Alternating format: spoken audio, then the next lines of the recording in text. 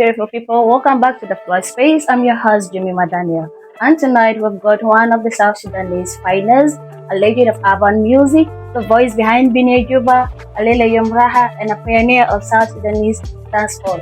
The one and only Menimen of the Coozos clan. So Menimen, you're welcome to the Floor Space. Thank you so much. It's an honor to have you here today. Yeah, I'm also honored to have been invited by you. Thank you. So Menimen, let's start right from the beginning. And who was Menimen before music, before fame? And what was that one thing that made you say to yourself, I want to do music and it's my destiny? Menimen is a normal South Sudanese who grew up at the refugee background. Back then, when there was war, I had to travel with my parents to Kakuma refugee camp, all through looking for refuge until we found ourselves there. And then, of course, with the refugee life, there is nothing much the kid could do, maybe play football after school and all that. And so from there, we developed the love for music because we were seeing people rapping. There was this refugee rap battles that kids could do, and so we also pick interest. Slowly, we thought, what, this is something we could do. And I started gathering my cousins. That is where the name Coozos clan came from. And so with the late Lil J and Coolboy Shoes right now abroad, pursuing his aviation career. So from there we pick interest, and so we were able to create the Coozos clan that became one of the pioneering music group in South Sudan. And so I think my life started from there until now, finding myself in a space where you are known, you become famous, and so people vibe to what you do. Yeah. Okay, as Coozos clan has become one of the iconic name in the South Sudanese music, so we just want to know the method used in forming the group, and then how was the energy like in those days back? Well, we didn't have any serious method. We found ourselves a group of cousins that are having a mutual interest, and so that is music. And by then, there were a few South Sudanese that have interest in music. And so from there, we thought we could brand ourselves with a name.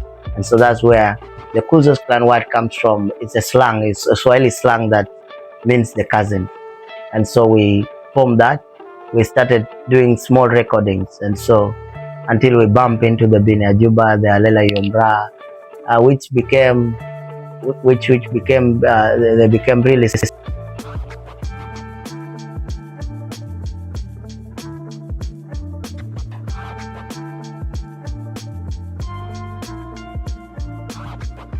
There was no urban music by then. We surely are, if you're counting, maybe if not few, then we were among the people that created the urban music by then, because everybody was listening to the traditional music, which again has now picked the space in the country right now, and then the foreign music. So we created that, and so being people that are in love with urban music, and then also some of us also have serious love for dancehall music, we were able to make it understood in the industry. Yeah. So, Menimen, as somebody who has lived in like Kenya and South Sudan, you've made music in the both countries. So, would you share what was the hardest experience you had, and then what kept you from giving up? First of all, I would say comparison is almost not very possible, because I believe the type of music that Kenya consume and what we consume are completely two different things.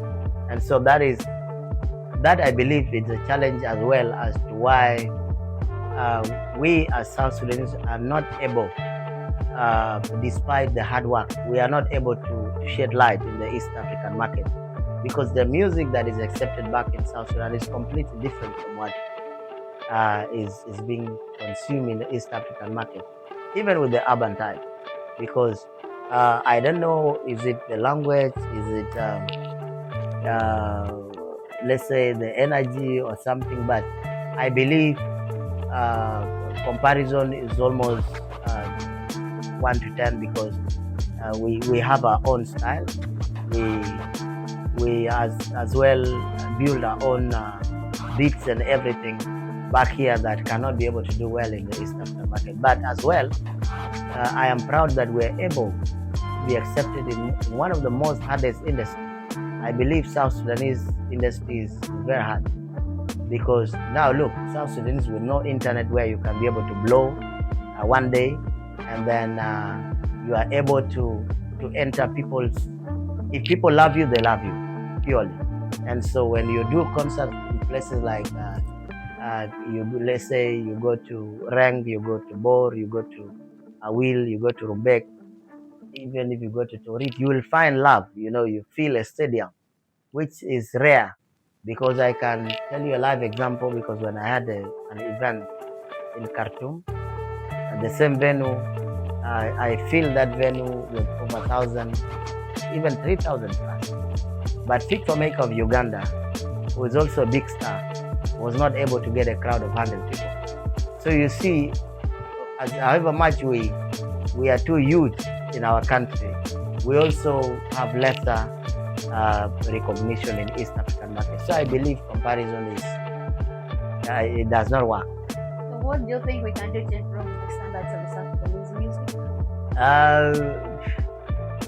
It is always a very hard question, because myself I was not able to penetrate, and even to some that maybe perhaps I have had a couple of songs that play in East African market, but I do not have a hit in East African market. This clearly shows I was not able to find a strategy.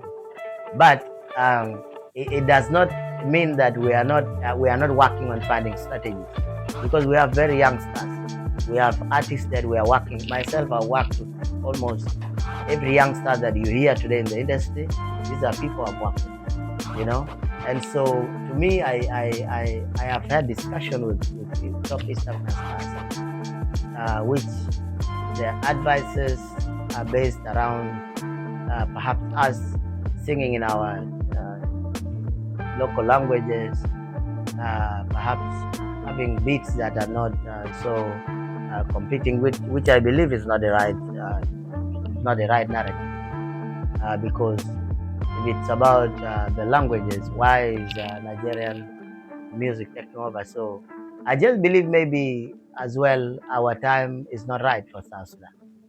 We are also, compared to when music started in places like Kenya or maybe Uganda, it's a long time ago. We just had a country a few years ago. So maybe our stardom is still somewhere else. Nigeria as well have been underground for a very long time.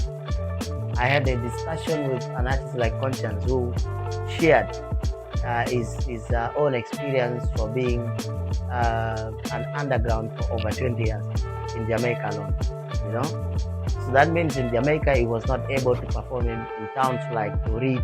He was not able to, he was just a township artist, certain town.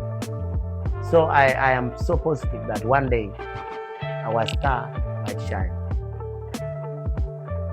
So Menimen, you've been part of these songs like Nana Taban.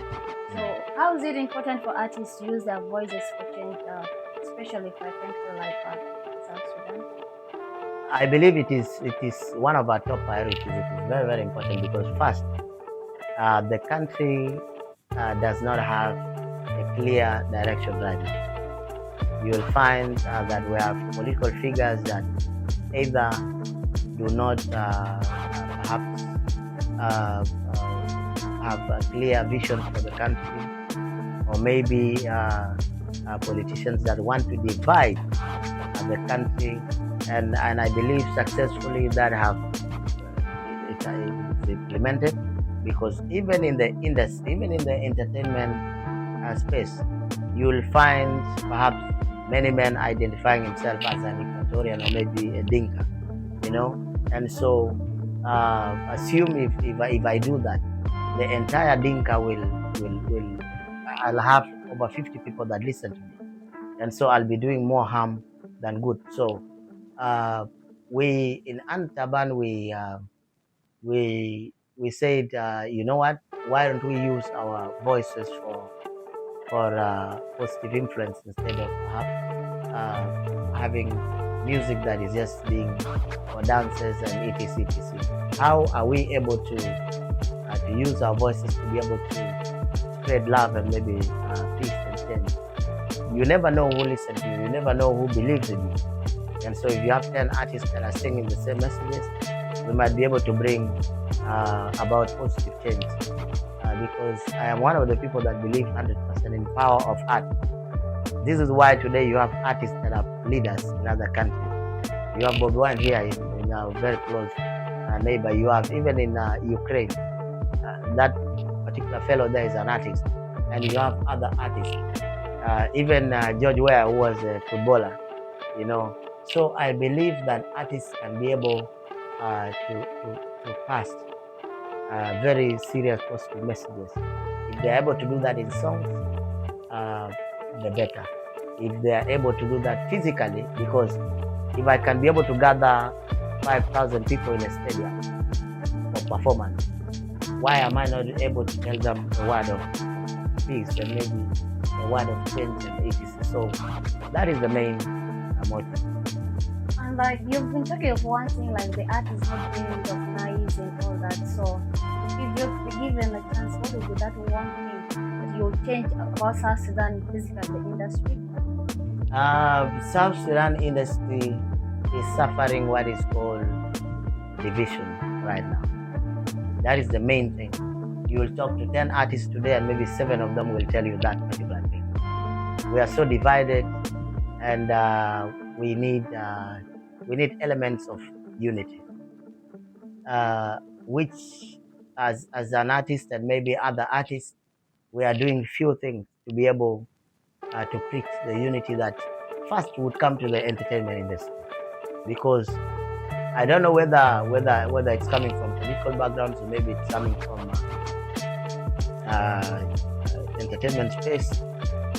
I am yet to come to my finding, but I believe the division that is here is playing a very big harm more than political division, because artists are naturally politicians.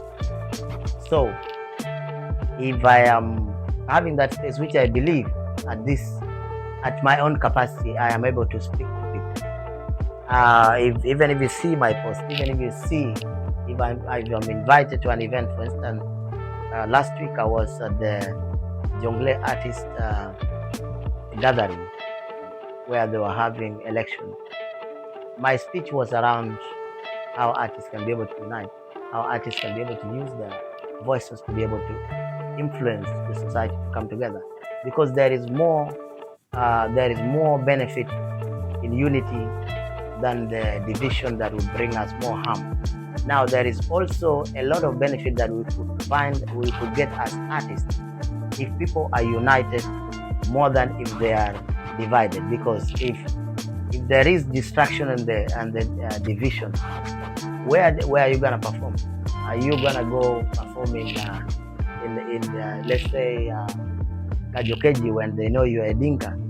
You know, it's not possible. But if we're united, you can move anywhere knowing that you are across the country. So these are few things that I keep on doing. And as well, I talk to artists in my capacity.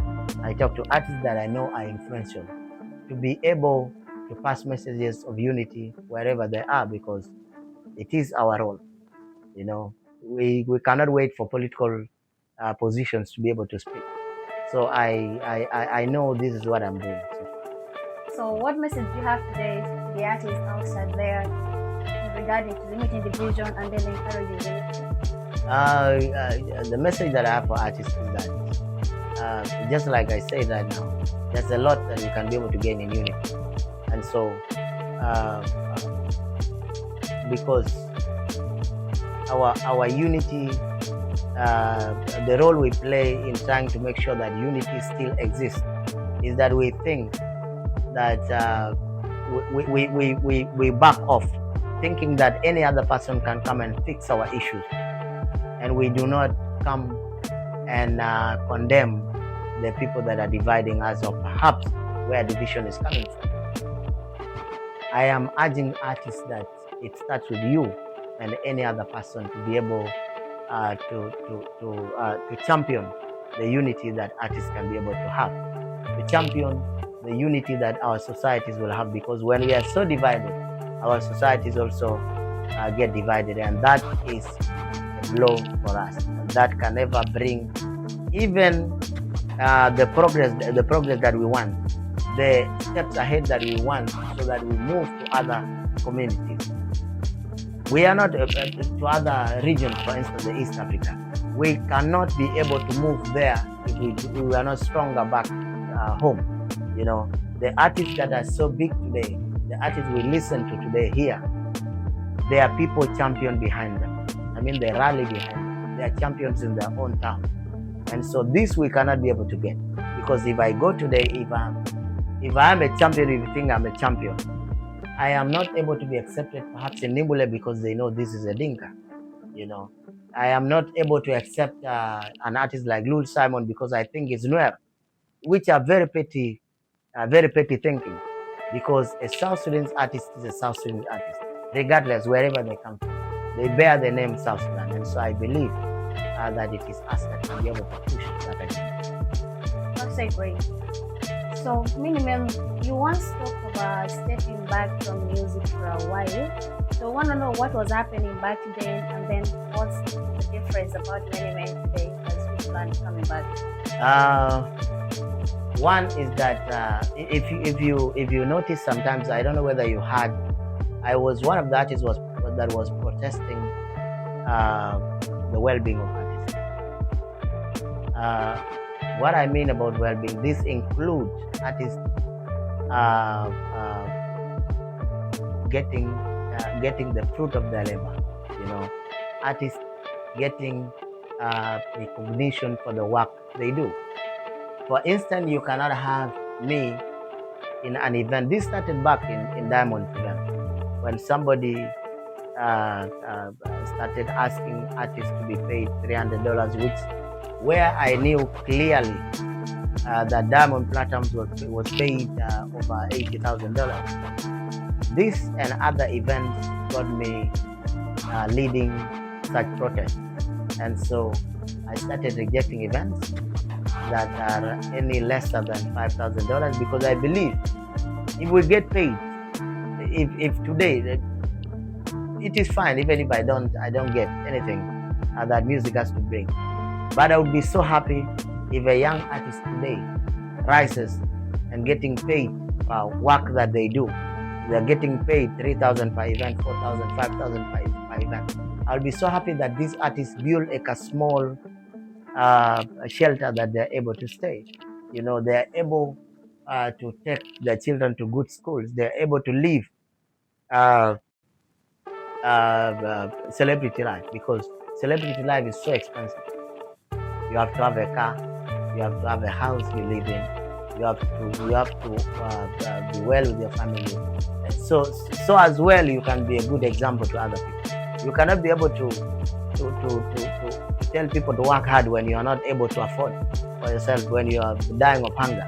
You know, it is so shameful that artists are getting dropped to the event and picked by the same funds to take them to their house.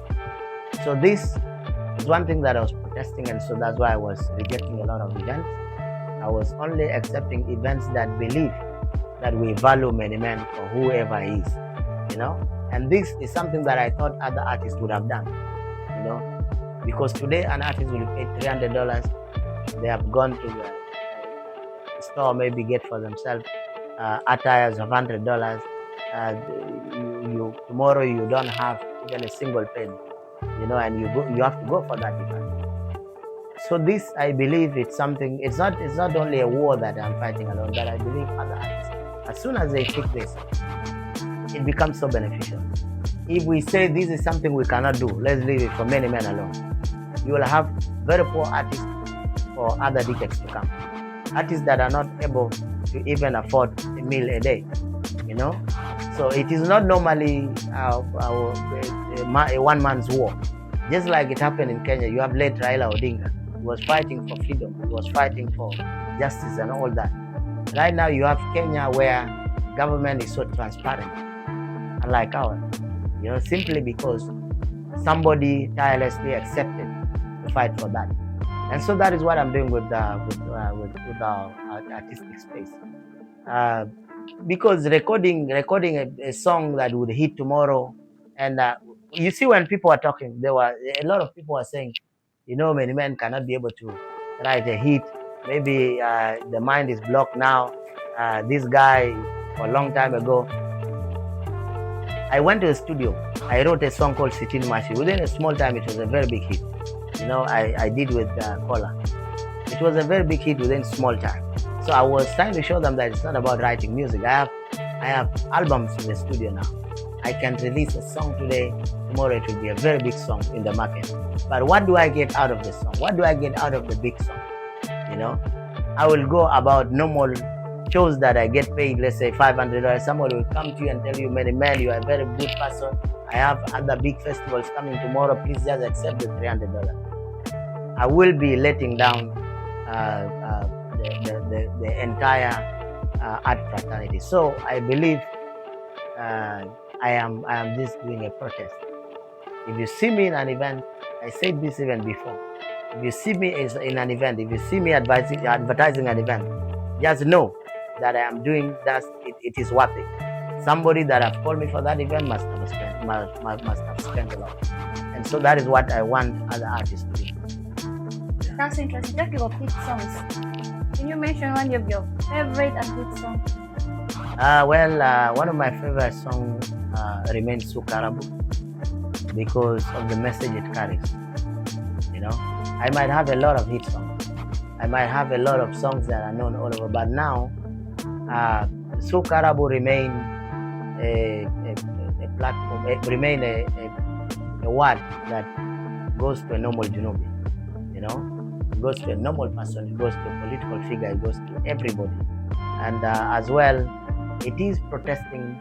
It's a song that is protesting for normal people. You know, if things are expensive today, who suffers? It is a normal South Sudanese out there. A political figure will not be able to feel that water is expensive in the market because he has money. He can buy whatever amount of water he wants. You know, he can buy whatever amount of salt he wants in the market. They do not care whether fuel is expensive. They don't feel because they have free fuel from the government. So, you know, it's a song that is felt by a normal South Sudanese. And I believe, even for few other decades years to come, it is a song they will remember. It's a song that feels fresh every now and then. Even though it is done like 15 years plus, it is a song of 2012. That is close to 18 years or maybe 16 or something. But people still today vibe to it. They still feel it is a new song. So I believe that is my favorite song. Can you give us a vocal of that song? Mashakil suk suk suk biga karabu. Suk suk suk biga karabu. Moi kaman biga gali. Mile kaman biga gali. Suka kaman biga gali. Ashan kire anagal sukarabu. I think that's such a nice song, by the way, and it's been long, but the message remains the same right from the start Yep. to today. That's really so interesting and good about that song. Yep. So, Menimen, tell us one thing that people don't know about you, either your habit, your hobby, or maybe a story that would even make your fans get surprised when they hear about it. One thing is that I'm a sober man 24/7. I don't drink, I don't smoke. I'm a family man. I have my family that lives somewhere around Africa. They're just close here in Nairobi. My daughter just graduated yesterday from this normal PP2, maybe going to grade 1 next year. So I'm so much focused in as much as I do music, I'm a family man. So yeah, that's all about it. So having said all this, how do you want to be remembered? Not only as Menimen, the artist, as also Menimen, the man. Um, I believe I still have a long way to show how I want to be remembered. Um, because I believe music alone, however much I put a certain impact, I want to be remembered just more than music. I want to do something that is more than entertainment, so that artists are remembered, artists are known to not just be artists, but also people that are able to go into other spaces. And that maybe with time, it is going to be very clear maybe what I'm going to do next. Yeah. Okay. Thank you so much for your story, Menimen. Yeah. And thank you for sharing with the floor space. Your words, your statements remind us that music is not all about the fights and all that, but it's about the purpose, and influence people. We appreciate you so much. And to our listeners, if you love the episodes, kindly share it, tag the floor space, and let's keep on supporting our fellow South Sudanese talents. Until next time, I'm your host, Jemima Daniel. Stay inspired and keep the flow alive.